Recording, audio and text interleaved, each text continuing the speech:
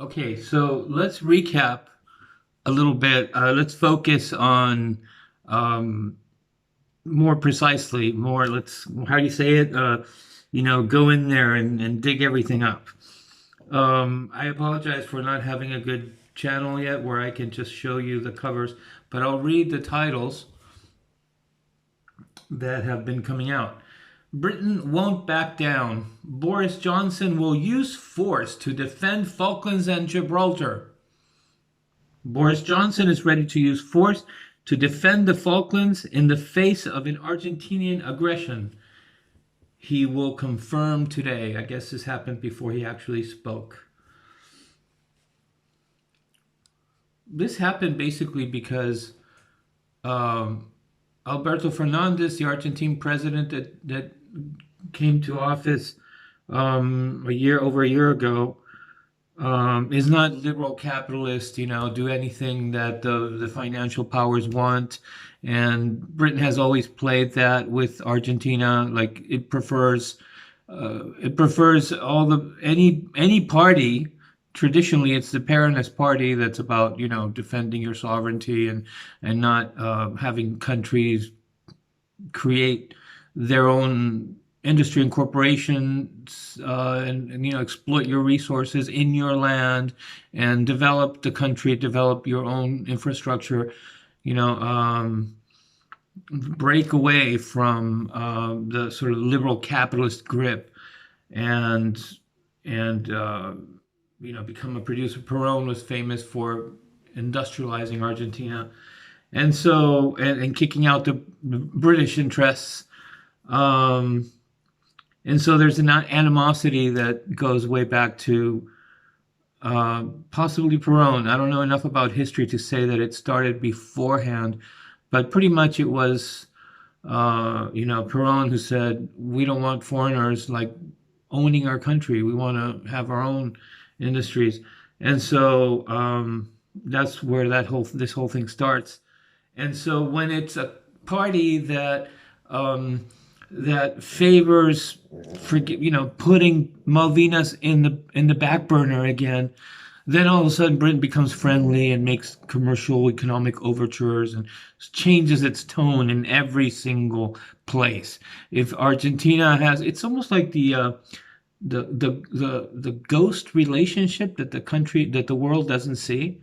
If only the Argentinians and people in British, and not the people of Britain so much, maybe a little bit more now than after the war, there's a little bit, but as far as the British people were concerned, Argentina was seen culturally as the people and our friends, before the world of 82, the war of 82. The Argentinians, on the other hand, were friends and admired the British, and they liked to feel that they were the best friends of the British at one point. But they also always kind of knew because it goes back to the British invading Buenos Aires right at the time the country was starting to brew with independence. They wanted to control that moment in which Argentina broke from the Spanish. They wanted to, grab and give it the form that they wanted, and they invaded, and the Argentinians fought them off, and the British looted and stole their treasury. And, immediately after, that was like the last cherry that pushed them to, to gain independence. But that was kind of a decisive, that set the tone for their relationship, basically. And it never became something else because the British always wanted to get something from Argentina. And of course, you're not going to hear a British person put it that way. It's like they're giving them infrastructure, and they always did. The British Empire was the most wonderful thing that could happen to the world. It wasn't their own, how much they benefited was secondary, or was just a fair share of them doing the right thing in the world, or something like that. Of course, if you look at the world today, it's like, whoa, Britain is super rich, and India's full of poor people, and Africa's full of poor people, and the only ones that are doing well are the ones that speak English: Australia, America, New Zealand. So, there's a whole human thing there about prejudice and true intentions, but I don't want to get into that. Right now, I'm taking a tangent, and I want to concentrate on this. And so, let's read another headline. Exclusive. I will use force to defend the Falklands, promises Boris Johnson. Did I say Yeltsin before? I keep wanting to slip and say Yeltsin. Prime Minister vows to use military to protect British territories, including Gibraltar, according to leaked papers for defense review. Yeah, they always leak the paper first, right? And then, it's not really what we're, whatever. Anyways. And of course, the one I did before, Global Risk Insight, says Argentina Second Falklands Brewing. Is there another war about to happen? And well, I read that one before. Why is this happening? What are they basing it on? They're not being explicit about it, but it stems from what I started saying before. The Fernandez administration has decided to make it matter again. And the video I did before, I didn't quite close the point. I didn't quite close the circle of the point I wanted to make. Argentina, aside from the reckless, dumb venture of the junta in '82, which, as I alluded to before, is demonstrated by some people, was a trick played on Galtieri, for feeling safe, where the trick exactly happened, how he was manipulated.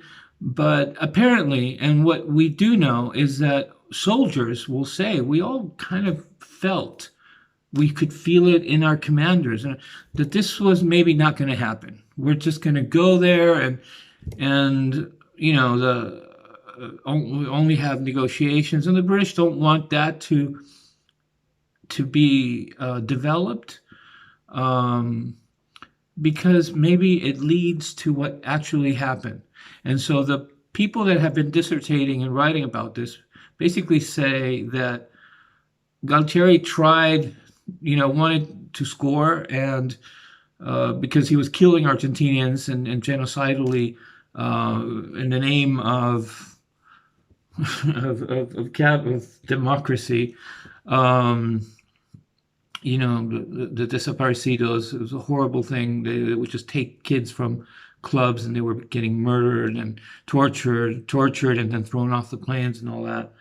Between 15 and 30,000, unknown number, were murdered that way. And so they wanted, I think all military dictatorships kind of contemplate their exit, because eventually, unless they're just ruthlessly in control, oppressing their people, you could say in some African countries that just go on and on and on, brutally oppressing poor people. And Argentina was, people never really wanted them. They understood that they were under a military occupation, and it's a bad thing. They were always seen as a bad thing. And underneath their, people would quietly tell each other. The country was aware that this was a terrible thing and all these things that they were doing, but so they were gonna, and so the junta was contemplating at this point, what we need to perhaps do something about Malvinas, and that way we'll come out. We'll absolve ourselves from all the horrors that eventually will get out, and we will be the junta that won back the islands for the country. So this was an idea that, of course, excited many in the occupying junta, and certainly not a new idea. I mean, there had been in the military, not among the people. The people in the military were completely two different things. the Argentine society and culture, British, we want to be British. Look at us. We listen to English music.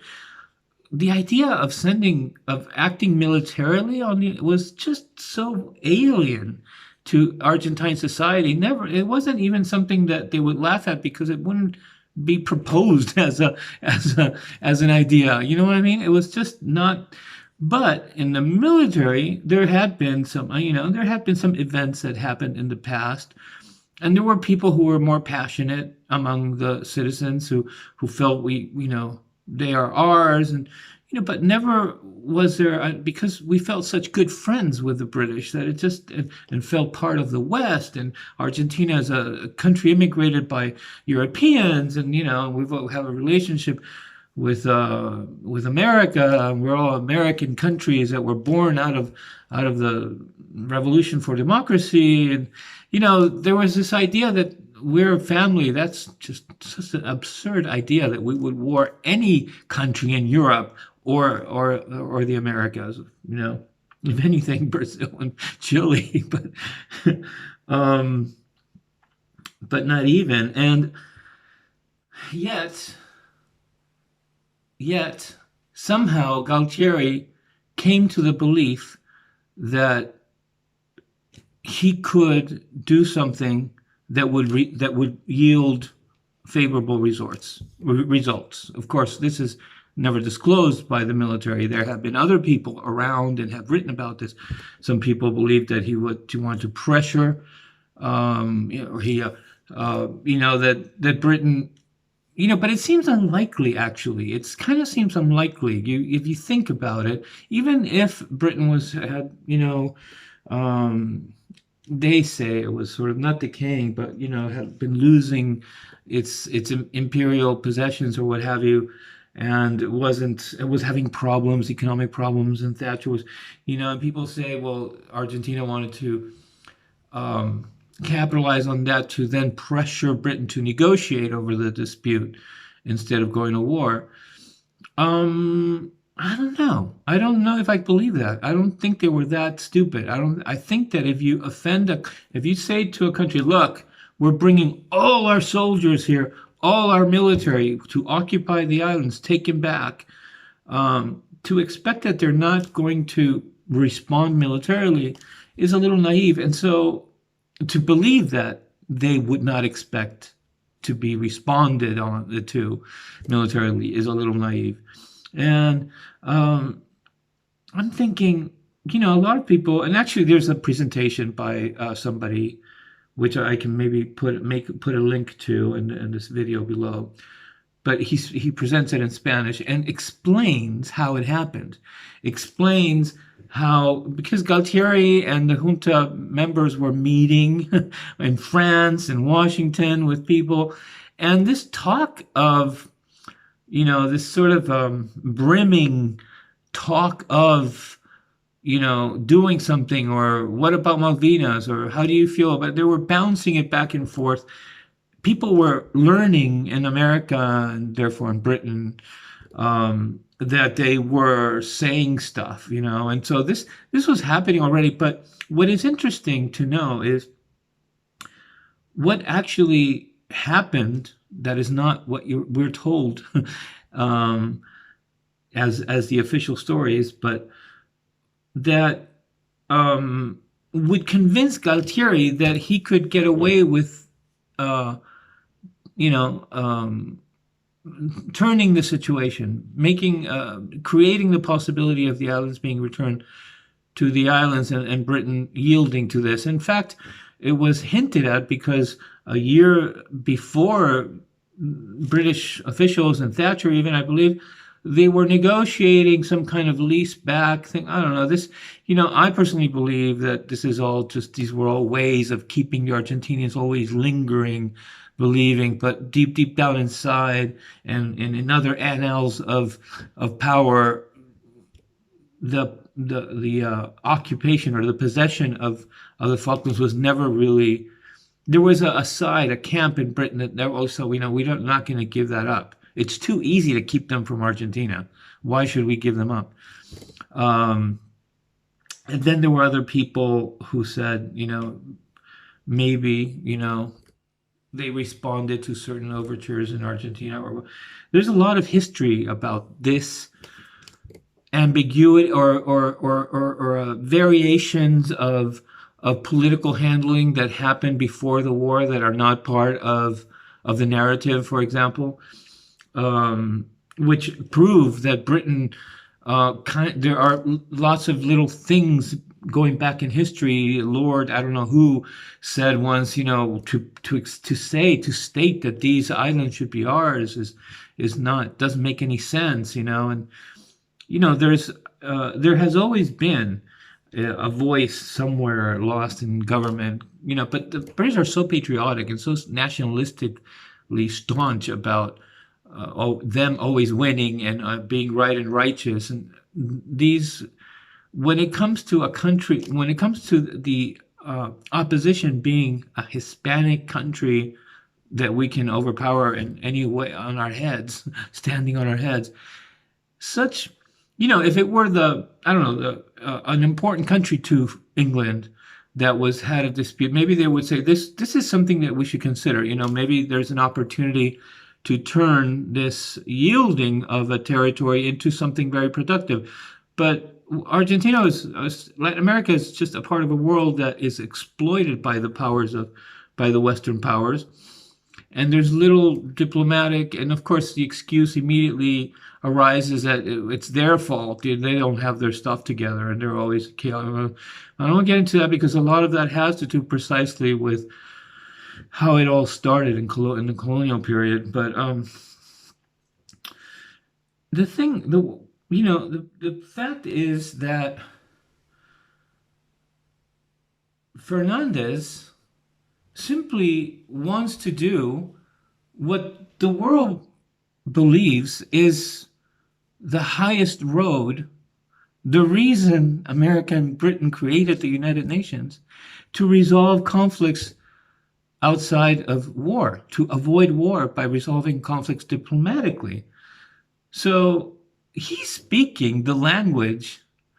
He's affirming, the rights in a very simple way, saying, maybe they're not breaking it down, but it is clear that the road that Argentina wants to take is what they're constantly, the resolutions that are constantly being passed by the United Nations and other blocks of countries around the world that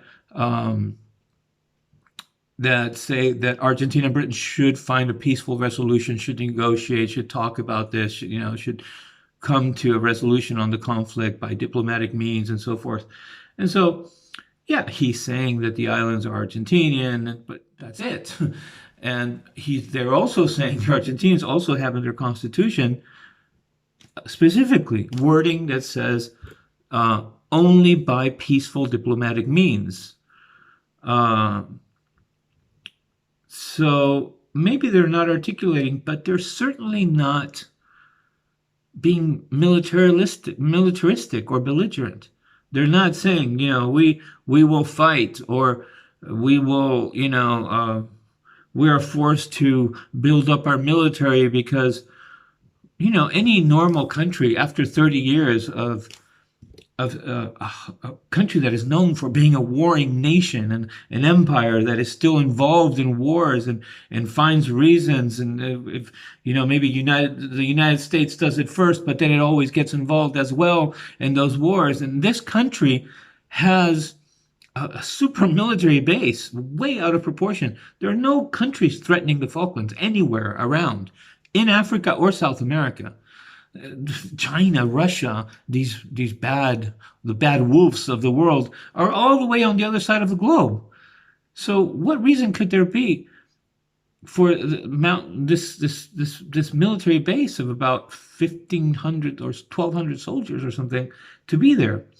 And not only, they're always saying, because of the War of 82, we're going to defend these islands. And they're not saying, oh, no, we don't mean to have this base aimed at you. We really want to have it just here because it's a good place to train, and we want to cover the world evenly.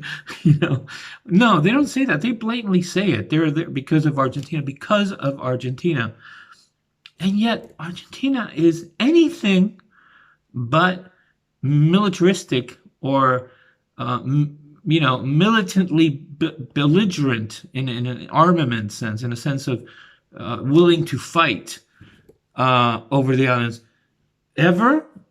And since the War of '82, and so what's going on here? These articles want you to believe, for example, here where it says the Falklands are once more said to be the center of a dispute between, they want that. I mean, what else would I conclude? That the British must want that. They're using Fernandez wants to demonstrate that Argentina is serious in the most peaceful way, if you think about it, because all he's saying is, we don't renounce our sovereignty right to the islands. We don't renounce our sovereignty right to the islands, and that's all they say. They're not saying we're gonna fight, or they're not having China put a military base in Patagonia near the Falklands, like the United States is surrounding Iran, for example, with military bases. They're not doing anything that you could construe as a need for Britain to respond aggressively. And yet, these articles, which is fascinating to me, because where are they getting it from? I mean, is it in the spirit of the British people to want to recruit enemies, look for belligerent situations, look for people that could potentially be aggressive so we can be aggressive? I mean, where are they getting this stuff? Listen to this. Fears of possible new tensions rise with a president that is seeking to divert attention and use the Falklands to... But what it says before is more interesting. Once again. Oh, the one that says about the international community, that one gets me. Because it's such a slanderous, character defaming statement. It's so mean in a sense, because if you're an innocent person who reads this article, you don't know anything about Argentina, what are you supposed to think when you read the Falkland Islands, a long-standing source of historical tensions between Argentina and the international community, are once again poised?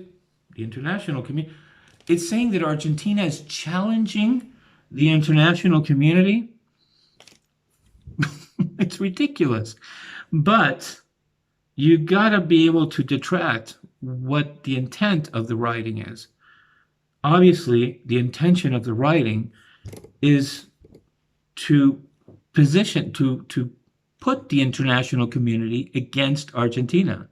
And this is typical of the British more than of America or any other warring nation in the world. It's so typical. If you look at all the warring situations Britain has had, it's totally logistic and strategic for Britain to create a group of nations, to create friends in arms, to have others. And America does the same thing. With Venezuela, it was so important to get 50 countries to state what the United States wanted. Venezuela is not doing anything to anybody, but the United States has a problem with what it wants for Venezuela or from Venezuela, and through Britain, who always meekly stays in the quiet, it's not doing anything, right? But it's always there, right, by the United States. Suddenly they achieve, because obviously, what does this tell you?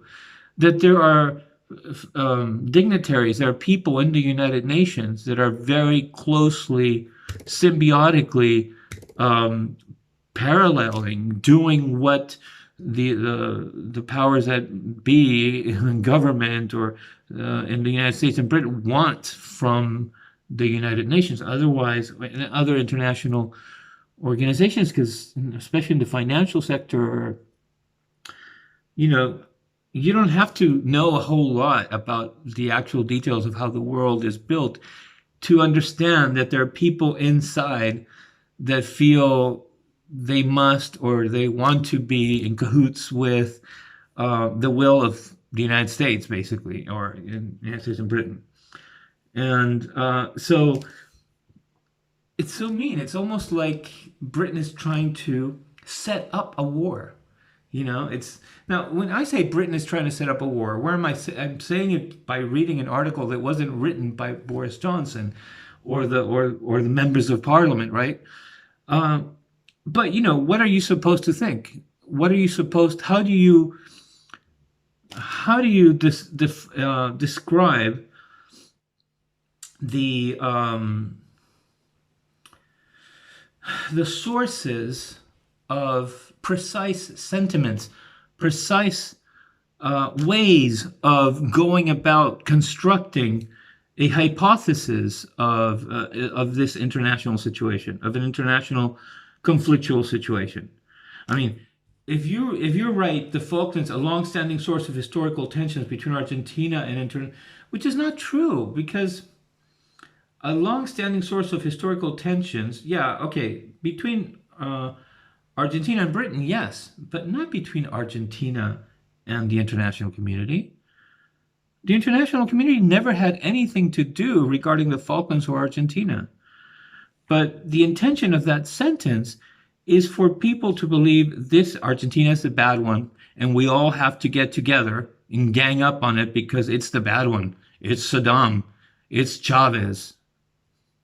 And they're just totally struggling to keep democracy healthy and thriving and trying to pick up their country through paying their debts they're not being rebellious. And so at the same time, the Argentinians are kind of smart they are being smart because they're not giving any reason. They're not saying, we're not going to pay the debt, like they tried, like another time happened, we're going to default. And so then the British and the Americans suck that up, all the medias and the information mediums suck that up and say, look, another, untrustable country. But the truth is, now they're not, because they caught on to this, and yet they still try to create this kind of situation.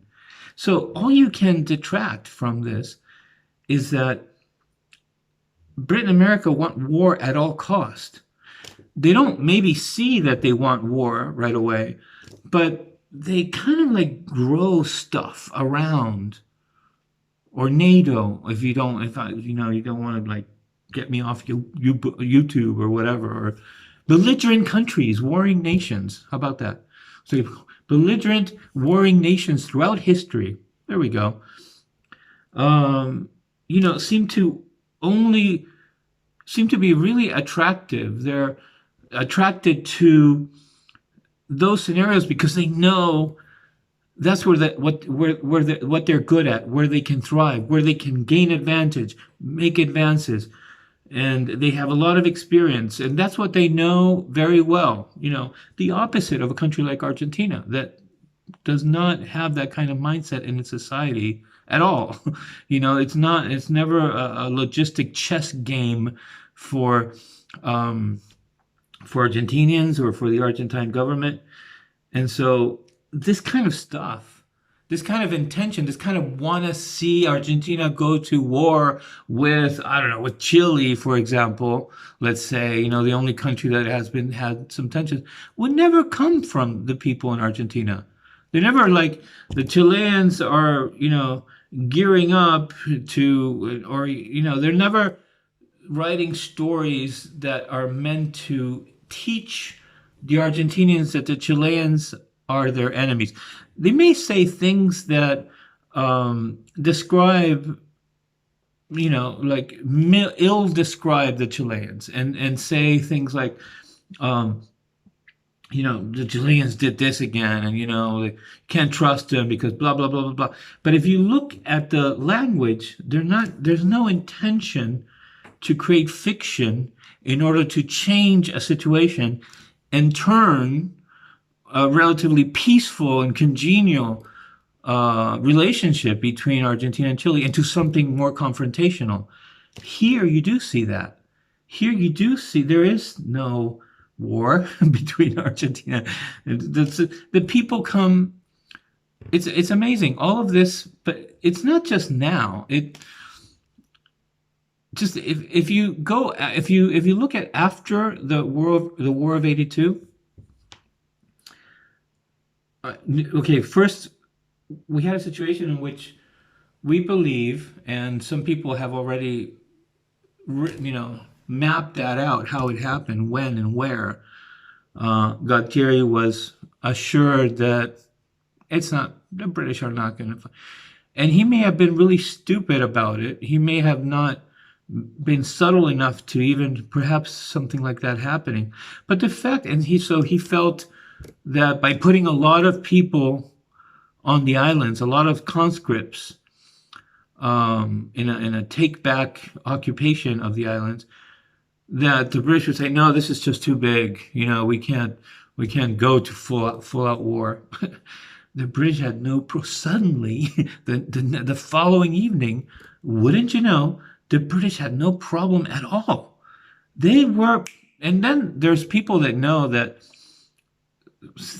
funny things happen that were not talked about. Like certain ships were brought in, and certain arms sales to Argentina were not done on schedule right before the war, and so they're like they're piecing it together. And of course, if you understand how countries actually work in agreement behind the narrative that we're all told, you just know. I mean, you just know that as soon as Britain or the United States first perhaps found out that these guys really are trying to see if there's a way that they can create a conflict where Britain will be willing to negotiate, immediately they got together and said, what can we do with this? And so the plan that apparently was set down is that let's have them invade and really make them think that we're just not knowing what to do, and maybe we won't do anything. Or they certainly didn't say, if you attack, we're going to use all our forces against your country and America is going to join alongside. No, they were really mousy. And America would say little things at a time. First, it didn't know, if it should honor the OAS. And then at one point, Reagan said, yeah, we're going to stand by the British or support their whatever. But at that time, now we know that America offered an airplane carrier in case the Argentinians sunk the British carrier. But at that time, nothing of the sort was told. So everything really makes evident that America and Britain let Galtieri do this so that they could later move NATO onto the islands, really, boom, put the base on and kind of kill the dispute that way, because once you create fear in the islanders, or the scorn of war, and I'm sure that the British and the Americans talk about this level of planning because they have a lot of experience. Maybe countries like Brazil and Argentina wouldn't be that sophisticated about a war engagement, but I have no doubt that America and Britain were looking at what will happen after they win the war.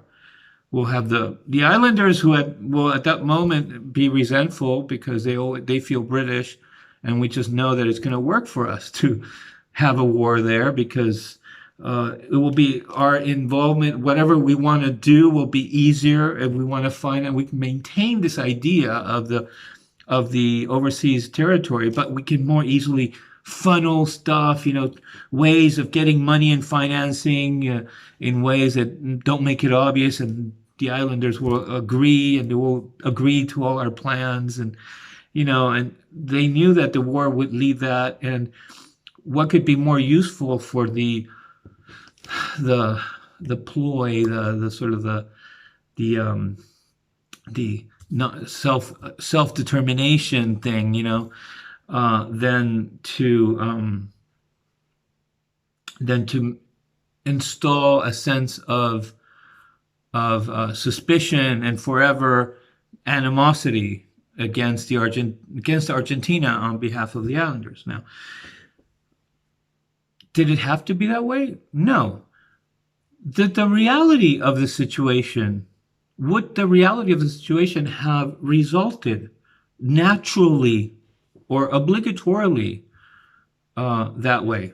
No, because if let's take the scenario, let's change the theory that it's not a theory. It's actually pretty much obvious now, but let's change the scenario of America and Britain wanting to capitalize and make that war happen. So, they could advance and kill the thing and get everything in their favor and move on to the South Atlantic and everything. Find and get the oil. And so, kill Argentina from making good on its claim. And let's move that aside and neutralize it and just tell the story, right? The junta wanted to do something that would consecrate, that save them from the reputation they were about to get, because any day already the Argentinians were kind of getting fed up and you knew that their days were numbered. And I remember that before I left Argentina. I remember that, in high school we would talk that way. We knew that you could smell it. You could see the incline that they were starting to get pushed out by the people. And Britain wanted to have a good relationship with Argentina, and it really wants to see the islanders be autonomous and be their own selves. And it really wants this, what it tells the world that British overseas territories are all about, autonomy, independence, and a family of whatever. It really wanted this. What would be the proper course after the war ended? Let's say that it was a dumb mistake or a delusional thing that really the junta, that America and the British did not have to cajole or incentivate Galtieri to do, but it actually was something that he was so crazy that he did. And Britain did have to, or felt that it wanted to defend the islanders, or didn't want it to go down that way, and for whatever reason reacted or felt really offended or whatever, and went ahead and warred on the islands. After the war was over, what would be in the best interest of the islanders and of relationships with Latin American countries? Well, it would be so easy. It would have been so easy to just say to the islanders, well, you are aware that this is an occupying junta, ruthless murderers, that the Argentinians hated themselves, and the Argentinians would not ever have carried out a war on the island. So don't hate them, because, it would be good for you try to restore friendship and good relationships for the benefit of everybody involved. And that would be the natural, the sensible thing to do. And in this case, facilitated by the facts that it wasn't the Argentine constitutional republic that really felt that in honor of its nation it needed to war on the islands, the British. It was a venture of a demented junta that the people just kind of got dragged with. Soldiers, and the soldiers didn't even want to go, or didn't think. They wanted to go to fight for the country, but they thought that it wasn't going to happen. They really weren't looking to war. And so it would have been very easy to construct something positive after the British won, based on truth, based on what really had happened. What the situation really was, that the Argentinians are not the enemies of the British. The Argentine people, Argentina as a country, is not, they never had anything against the islanders. They never, ever thought, oh, we hate the islanders. No, everything changed in 82, and it didn't really go that way immediately, but it's starting to, because, now it's like for 35 years, the islanders are just being kind of mean and insolent or cold and irreverent basically. They don't think Argentina is a normal country that deserves respect and observation, understanding, consideration of what its reality is, like you would of any other country. They just feel it can be a piñata that can be hated, And all of this was Britain's choice in a sense, because they had the opportunity to logistically do something else after the war. But actually, it works for Britain to have the islanders hate the Argentinians. And it agrees also with the intention of wanting that war to happen, wanting the war to happen that would appear as if it was Argentina that created the war. But in reality, the decision to war on the islands was clearly Britain's. There was no... Britain turned it into a war, or America and Britain and NATO or whatever turned it into a war. The Argentinians were there, but after they were there already. They had taken back the islands. The British could have done a whole host of things had the other scenario been the case. They could have said, we're not going to allow this. You're not just going to take the islands. We're going to defend these. We can boycott. We can do this or that, or we can stand out there and and send troops and get you out from there or here or whatever. There's just a whole bunch of things like we see the world can do. All sorts of variations, all sorts of ways of handling. Imagine if the United States and NATO countries started saying, no, this is, you're cut off, you're cut off if you just do this, and so that's what Galtieri maybe thought would be possible, and they would have negotiated. Such negotiations could have only made sense if they were directed at something that considered islander independence or autonomy, true autonomy, some kind of shared territory, some kind of shared administration, or what have you. But obviously, that wasn't what Britain was looking for. Britain wasn't really intending for the islanders to be the happiest possible outcome, because the happiest possible outcome would have been to make sure that they learned the truth, that the Argentinians are not their enemies, that the Argentinians have always been our friends. And but what we see instead through all these articles is that Britain only seems to be able to understand its relationships, its conflictual relationships, or conflictual matters with non-buddy ally countries as belligerent dynamics. It can only confront and see who wins. And if it's war, because it's either war or peace. And so with peace, we have our friends, and everybody else is a subject of warring, because we can beat anybody, basically, is what's going on in there. And so it's so unfair because, it's unfair because Argentina doesn't speak up and is not present in English in the world, saying, wait a second, you guys are missing 50% of this whole thing now and in history in 1983, in 1833 and 1820, when the Argentinians took formal possession of the islands. The British were nowhere around. They kind of were still gauging the situation. They of course, it's easy to leave a plaque and say, we don't renounce this, and then, let's see what happens. You can leave a reservation card on every beach in the world and then later assess, this is something we could win, because look at those cannibals. They're never going to be able to fight back. So you go back and you're able to make good on that reservation card. Or maybe you look at another situation, it's too complicated. The Dutch are arming the whoever on that island, and you also got the Spanish that will fight us if we try to make good on that reservation card. So we're not,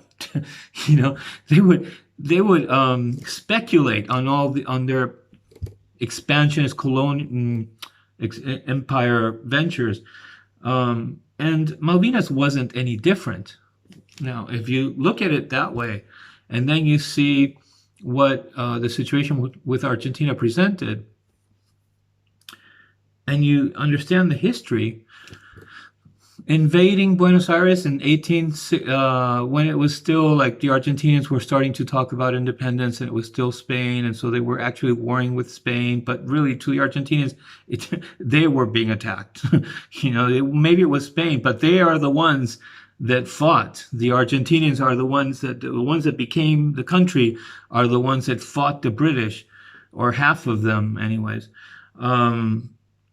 1805, 1807, then in 1847 or 57, the French and the British felt that the Paraná River should be accessible. And the Paraná River was squeezed between what was the Virreinatos of Rio de la Plata, Uruguay, and Argentina, that were kind of like seeing if they stayed together or not. And maybe by that point, I don't know exactly what was happening. But in any case, I think they maybe were still part of the United Provinces, or Uruguay was never part of the United Provinces. But I don't know what exactly was going on. But in any case, Argentina felt that that river is within their country. And actually, it is within their country. It goes, because Entre Rios and Corrientes, we're not talking about the river between Argentina and Uruguay, which is the Rio de la Plata.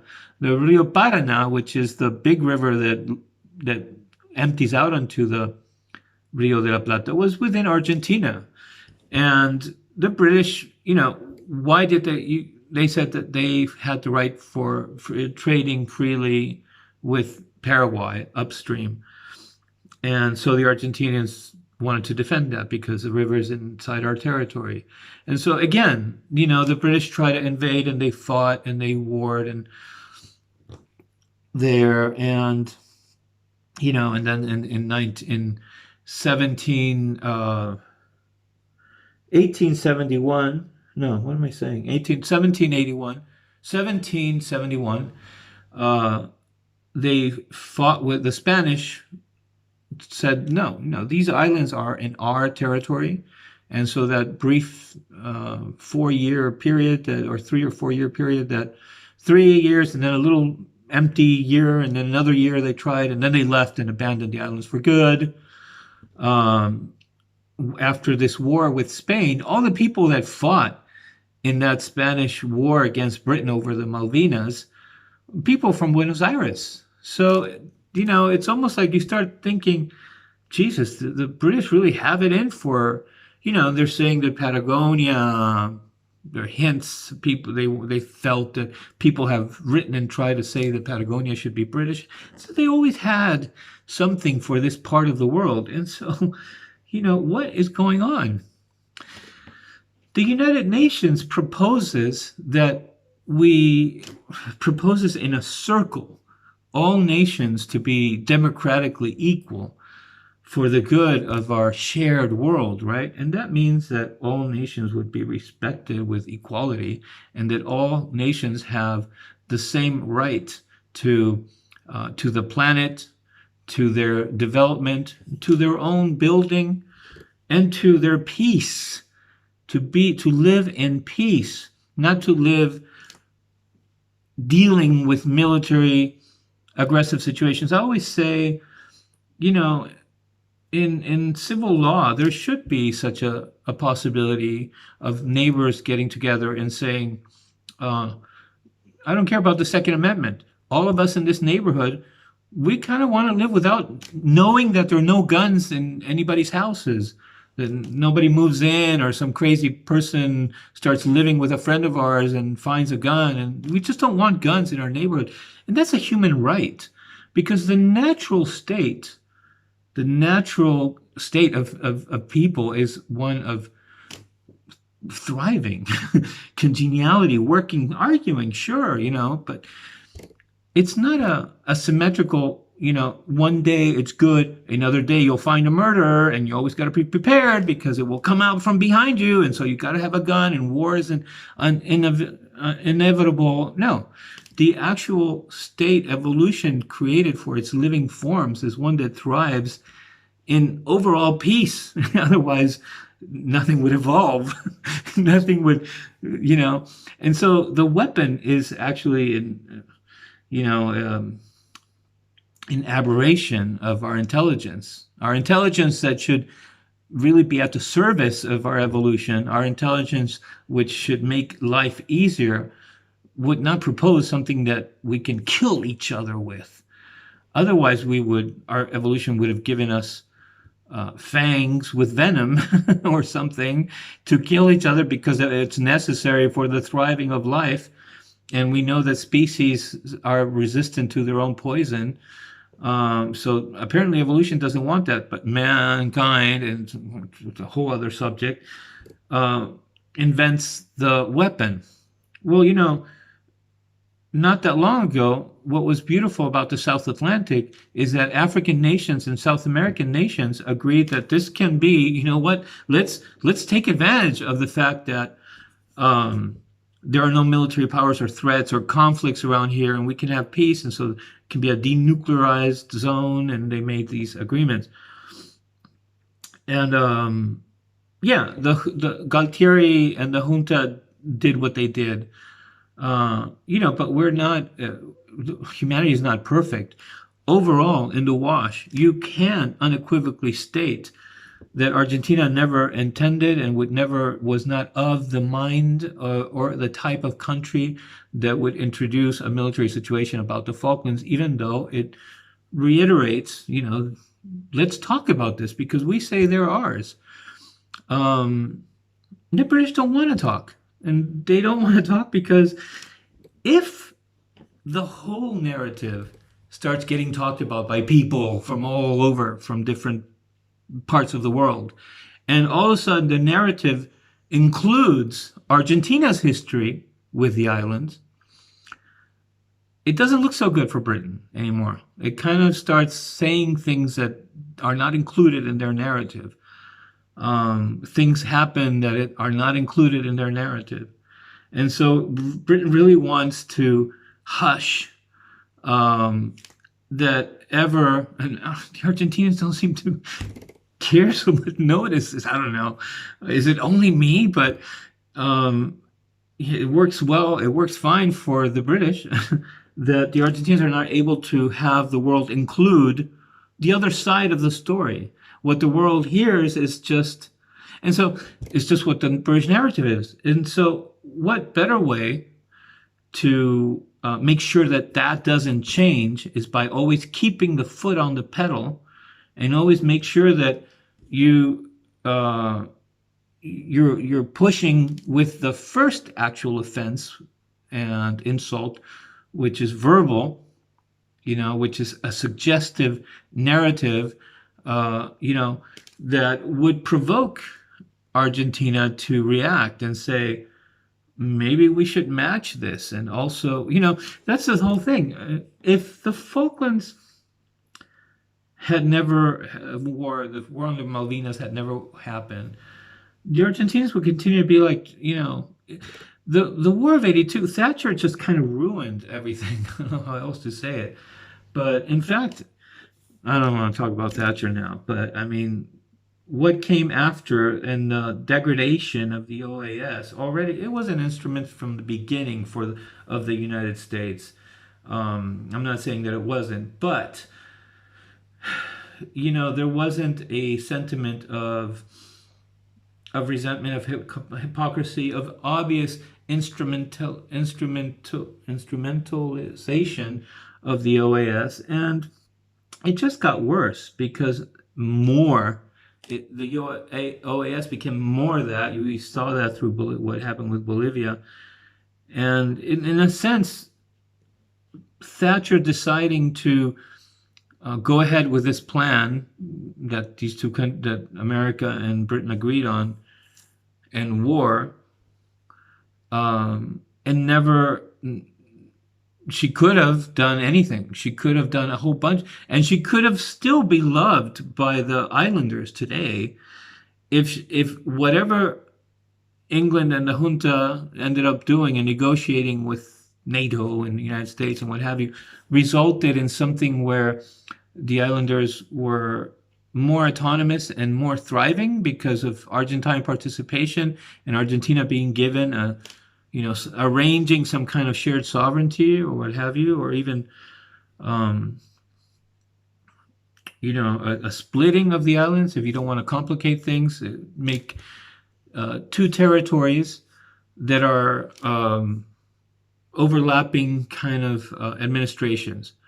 The Western Island, Argentinian, and the Eastern Island, and there's a line running right through the middle. Two islands that are the same size. It's almost like God is telling us through geography that, you guys, why don't you want to have peace? Look, this is a place where you could do it. This is what you really want. You want to no longer be sort of the kick around sidekick, and the Anglos that are rich and are always intervening, not intervening, but doing interventions, political military interventions in the Hispanic countries. Don't you want to be a good world where you respect each other as equal nations and you let everybody manifest their own destinies? Or only some of you can manifest their destiny and the other ones have to do your destiny. And so here you could do it. Here you could demonstrate that it can be done. And then overlapping a Western island that would be Argentinian and the Eastern island that would be of the Falklanders, the islanders and British run, what have you, just keep things as they are, as they said they want. Still, there could be above that sort of forms of administration that are particular to the island. So they still have a sense, the Argentinians that go live on the Western island could feel that they're in a province that's autonomous, not equal to all the other provinces in Argentina, but a bigger kind of province that has its own destiny, though the Western island is of Argentine sovereignty, and they can share the resources and the fish and the oil and all that stuff. And the Eastern island can do the same thing. They can continue to stay with Britain, or they could, if they were to, they could have referendums every 10 years and say East Island and West Island get together and do, as they do things together, decide, well, are we ready? Do we want to be our own thing and no longer be part of Argentina or Britain? And that possibility could exist. And, Thatcher could have done all that. Britain could have done all that. And, it's almost like creating the idea of the split egg that generates growth. Having found such a two-dimensional solution that would satisfy the Argentinians because they would feel proportionate justice was finally obtained, and they would certainly probably start saying that they're just ours, and they are, and they will forever be Argentina. But they may come into a sense of saying, well, the British did send whoever these people, and these islanders have been there for a while. So it would make everybody a better person, basically. And by creating this dynamic of two territories that are attempting to manage their own group of islands, even though the Western island is within Argentine sovereignty and the Eastern island is British sovereignty, they could still have ventures and sort of a birth of a little nation, and could occur because the Argentinians would bring that. They would be so gung-ho about, we finally settled this and now we got, our share of Malvinas and it's fair and it's done well.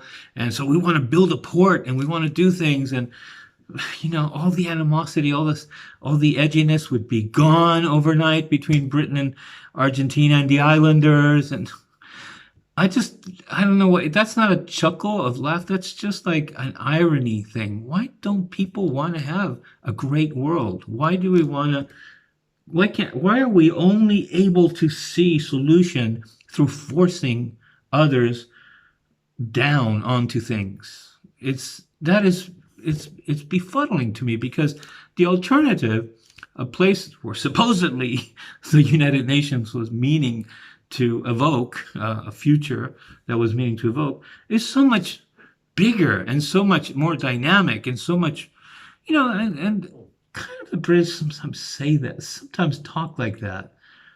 A market-based world where everybody's mingling and races mix, and all that is lovely that when they talk that way. Except that they don't put their money where their mouth is. That's for sure. And so by the Argentinians, getting excited and kicking in some extra life to the islands,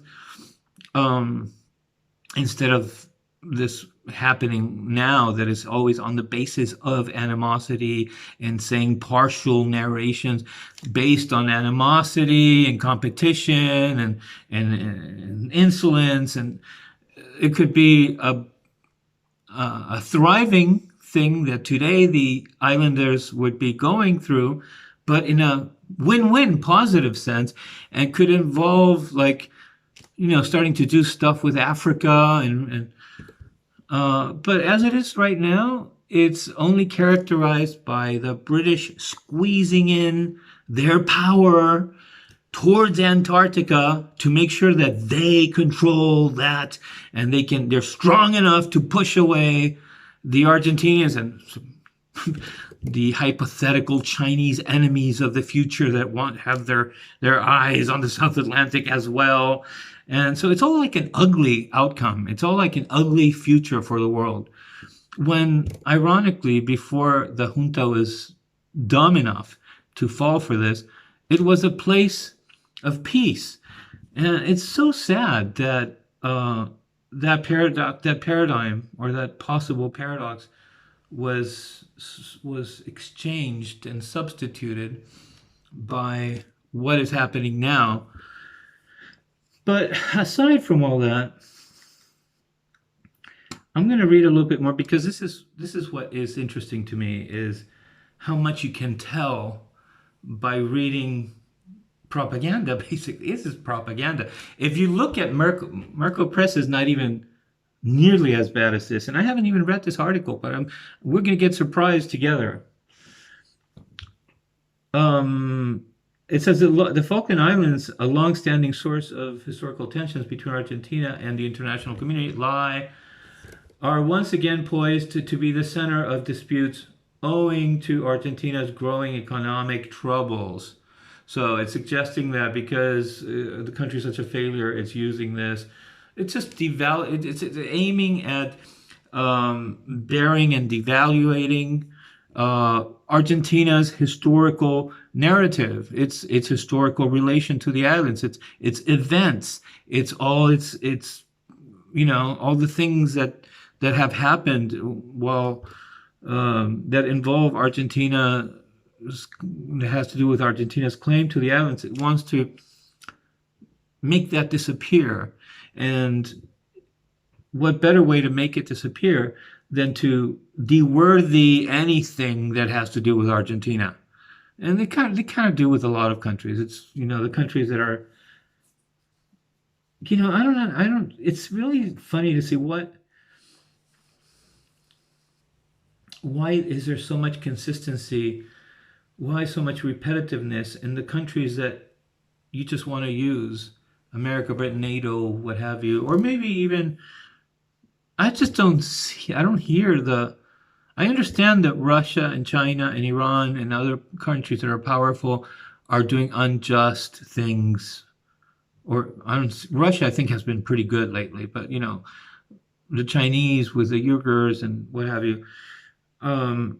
But I just don't see these countries having dozens of nations that are below them, that they put down in every single article that you read, and that they're incapable, and that they're clumsy, and that they're tired dictators, and that they're always failing. And I mean, there's lots to say about every country, and countries have beautiful things that happen there, but when that is talked about and written about, it's kind of like it's allocated to sort of a tourism perspective, or a novelty or something something unique, something uh, funny or gracious that happens in that country, and it's not told as part as something that they came up with and invented and bring to the world, or resolve differently and much better and very uniquely.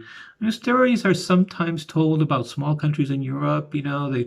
They solve this problem differently, but there's a whole group of nations in the world that, by the English press, are really treated like crap. Um, and the subject I'm interested in is how that happens socially. And these articles, which are not, they're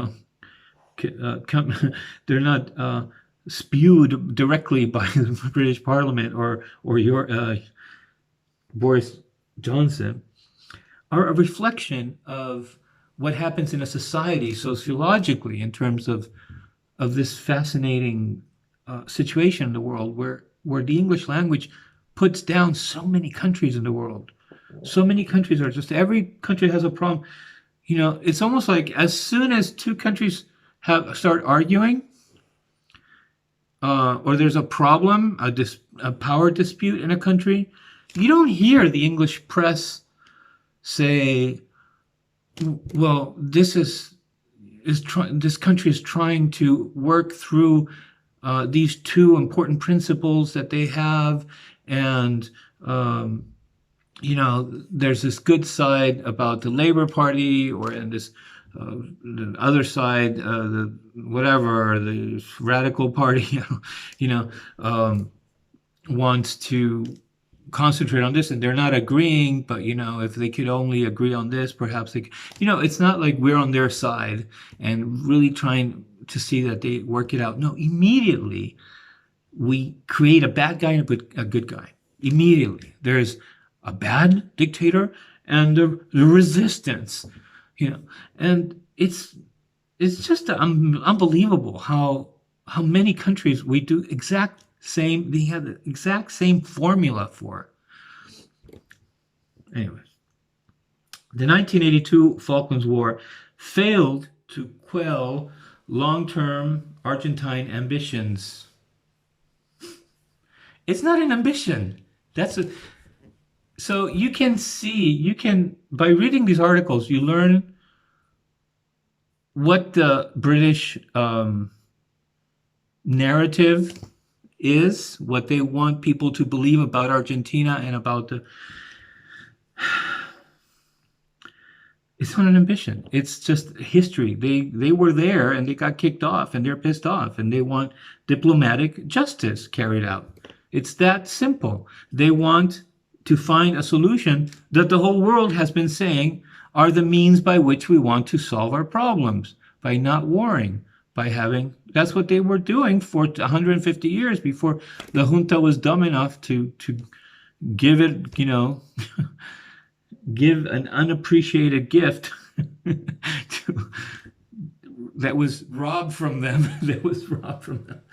forced to give an unappreciated gift, or tricked to give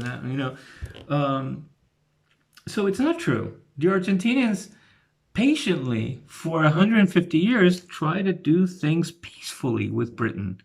But that is never appreciated. That was never honored. That is never talked about. That spirit, even today, and the people who are not angry at the islanders, even though the islanders are really mean to the Argentinians, the Argentinians are not mean to the islanders still to this day, after the war, I'm saying. But all this doesn't go well with what Britain wants the world to believe about the conflict. Failed long-term Argentine ambitions, as if it was one of these countries, as if it was them, actually. And these have, a lot of, what do you call it in psychology, when you project onto explaining somebody else by the way you think about the world. And these have once again resurfaced since lying dormant, right? All of a sudden they're crazy. They didn't really want this, and all of a sudden they want it again.